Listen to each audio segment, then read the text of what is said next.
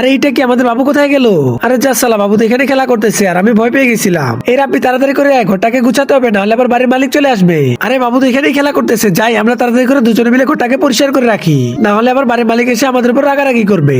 এই রাব্বি, এই তো আমাদের ঘর গুছানো হয়ে গেছে, চল এবার আমরা দুজনে মিলে বাবুকে চোখে চোখে রাখি। বন্ধুরা তাদের ঘর গুছানো হয়ে গেলে তারা দুজনে মিলে বাচ্চাটিকে মাটিতে নামিয়ে দেয় আর বাচ্চাটি নিজে নিজেই খেলা করতে থাকে। এদিকে মহিলাটি আর তার বাচ্চা দুজনে মিলে বাবুটির খেয়াল রাখতেছিল যাতে বাবুটির কোনো ক্ষতি না হয়। এর ভিতরে বাবুটি ফ্লোরে পড়ে থাকা একটি বীজ মুখের ভিতরে দিয়ে দেয়। এই রাব্বি, এই বীজটা ফ্লোরে কোথা থেকে আসলো? তুই ভালো করে পরিষ্কার করিসনি নাকি? আচ্ছা রাব্বি আয়, এবার দুজনে মিলে ভালোভাবে বাবুটির উপরে নজর রাখি যাতে বাবুটির কোনো ক্ষতি না হয়। আচ্ছা ঠিক আছে মা।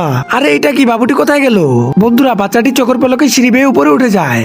সেইটা দেখার আগে বন্ধুরা তোমরা তো সকলেই সুন্দরী মেয়েদের ভিডিওতে লাইক সাবস্ক্রাইব করো। আজকে দেখবো মায়ের জন্য কে এই ভিডিওতে লাইক করে চ্যানেলটিকে সাবস্ক্রাইব করে। বন্ধুরা মাকে ভালোবেসে থাকলে এই ভিডিওতে একটি লাইক করে চ্যানেলটিকে সাবস্ক্রাইব করে দাও, আর পারলে একটু কষ্ট করে কমেন্ট বক্সে আই লাভ ইউ মা লিখে কমেন্ট করে যাও। বন্ধুরা বাচ্চাটি তো সিঁড়ি বেয়ে উপরে উঠে মনে সুখে খেলা করতেছিল।